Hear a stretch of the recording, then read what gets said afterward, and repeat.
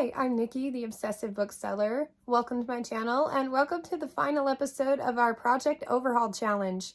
Voted on by my patrons, this is one we've been running all quarter, where we're focusing on books that we've hauled over the last year, and it has been a really valuable challenge for me.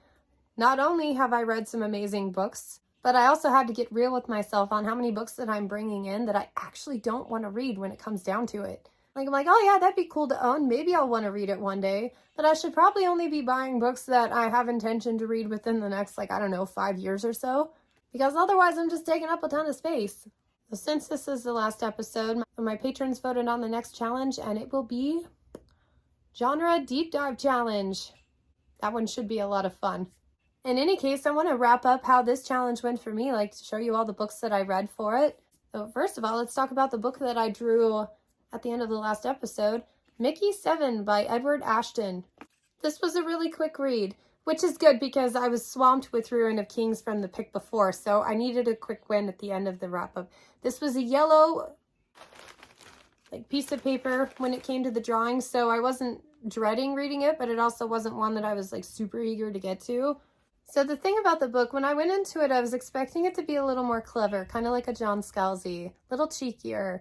I was expecting the plot to be kind of a bit more realized, something more in-depth and really gritty to stick your teeth into, but no, this is pretty straightforward and fun. The situations were interesting. The concept for the story was interesting. There was a couple of things that in my mind are plot holes, but I'm not sure that maybe I just missed something that explained why that would be allowed to happen, or how the powers that be wouldn't have figured out what was going on. But whatevs. Okay, so take it at face value. I mostly enjoyed the book. And it's funny, I haven't written a physical review for this yet. I probably should have before filming this review. But even just talking about it, I'm talking about it in a slightly more negative tone than I felt when I came away from reading the book. So it's one of those things where, yeah, I enjoyed it okay, but when I start to describe it to someone else, all of the flaws start to come to the forefront. I liked the pacing of the book. It was a fast-paced, fun little snack of a sci-fi. The main character I thought was kind of an idiot. Idiots can be fun to read about. In this case, I wish he had contributed more to the story other than just kind of bumbling. The side characters to me were a bit unrealistic in how they behaved, particularly the women.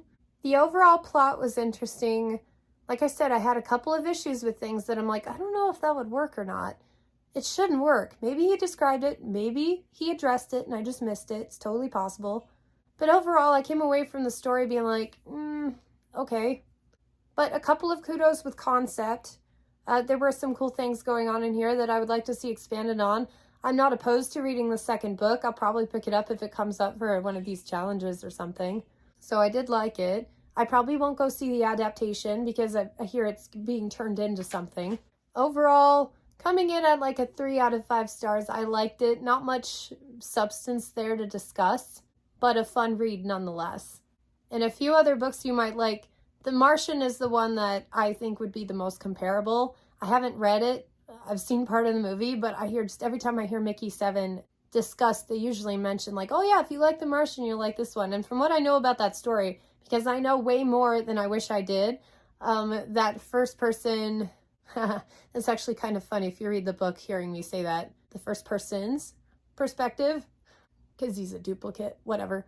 And the aspect of space survival and whatnot. Yeah, I honestly, if you read this one and just thought it was mediocre, I bet you'll like Andy Weir's stuff a bit better. Just gonna throw that out there. From the bumbling aspect and kind of the narrow scope of the story, All Systems Red by Martha Wells, part of the Murderbot.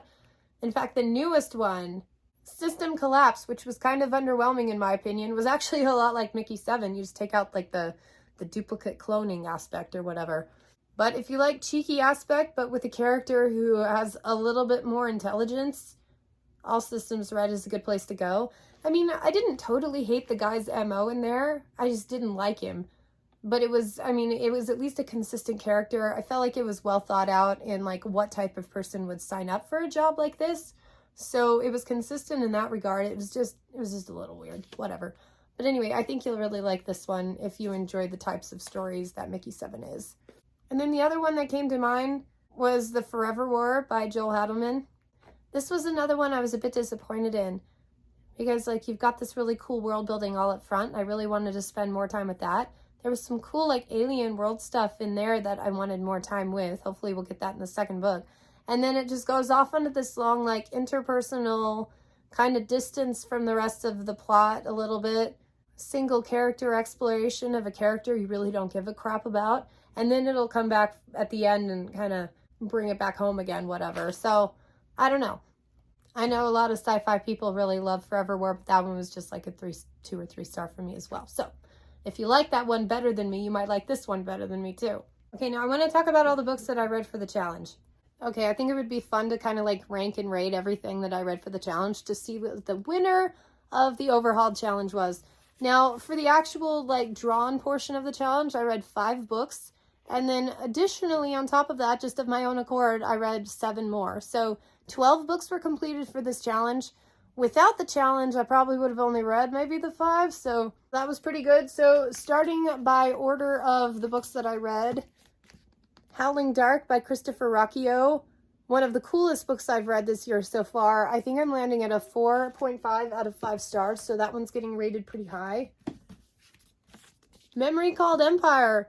Second time I've read this book, and it did not go any better the second time around, even though I went in like thinking it was probably just me. It probably is still just me, but yeah, 2 stars. Tales of Magic by Chris Colfer. I liked this book a lot more than I thought I would. Like, it's middle grade. I didn't think it would have enough substance to keep me entertained as an adult, but it hit all the nostalgia notes perfectly. It took all the classic things that kind of can get boring if retold enough times and turned them on their head a little bit, which I loved.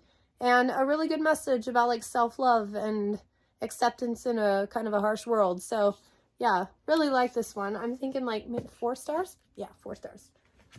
Ruin of Kings by Jen Lyons. The biggest surprise of this one. I really thought this was going to be like a 3-star mediocre, but no, I enjoyed the crap out of this book.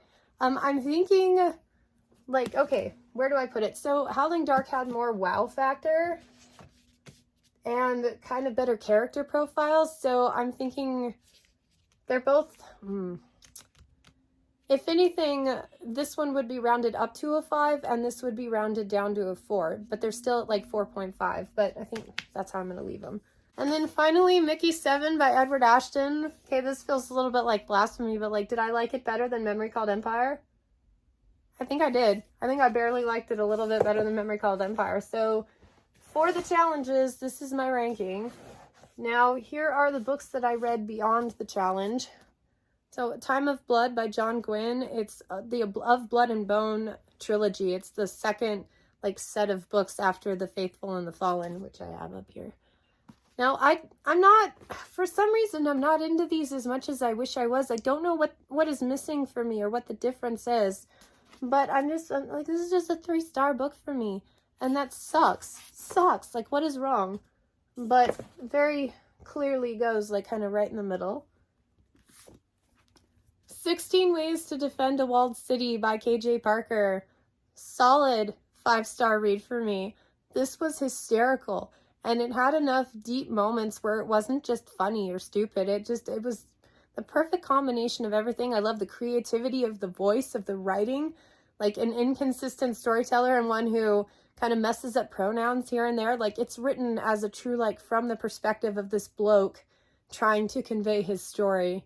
And I love the snot out of this thing. So this one is actually right now my top book. 5 stars. The Scarab's Path by Adrian Tchaikovsky. It's book 5 in the Shadow of the App series.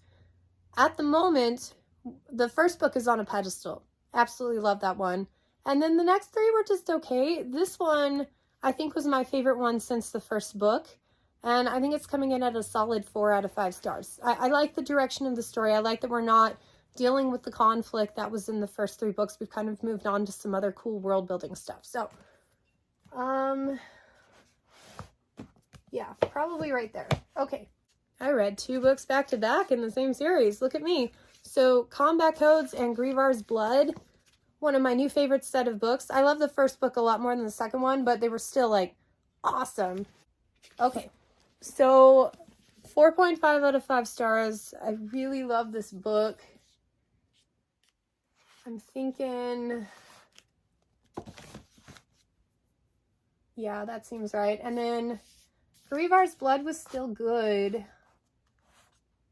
but not quite as, like, it added another perspective, couple of perspectives that I didn't love, and it kind of lost the essence of like the training sequences and the school settings that made it so good. But there were an abundance of fight scenes, so it was pretty good. But did I like Tales of Magic more?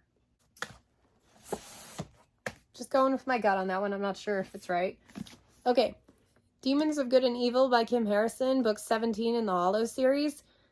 I'd been stalling on reading this book forever because I have so many other commitments, and I'm like, oh, but I really want to pick up that book. So finally I just dropped all my commitments for like a week and read this one and loved it. It was like a 4-star, really good book, really enjoyed it. Probably lands in right there in the whole scheme of things. It wasn't my favorite Hollows book, but it was still good. And then last but not least, with my patrons for book club, we read Spinning Silver by Naomi Novik. And I think this might be... Okay, so I didn't like the 3rd Scholomance book. That's my least favorite thing that I've read from this author. This is probably my 2nd least favorite thing that I've read from the author, even though it was still good. So I'd say solid 3 stars, but I would round down. I feel like I'm going to get a lot of flack for that one, but yep, that's my lineup. So the worst book I read, Memory Called Empire. Best book I read, 16 Ways to Defend a Walled City. Like, that's awesome. And I mean, from here up, the bulk of the books that I read were incredibly high priority, like wildly enjoyed them. I would call this a success for 3 months. So thanks for coming along on this journey with me. I hope you had some fun. Link to my Patreon is in the description. Subscribe if you haven't already, and I will catch you on the next one. Bye.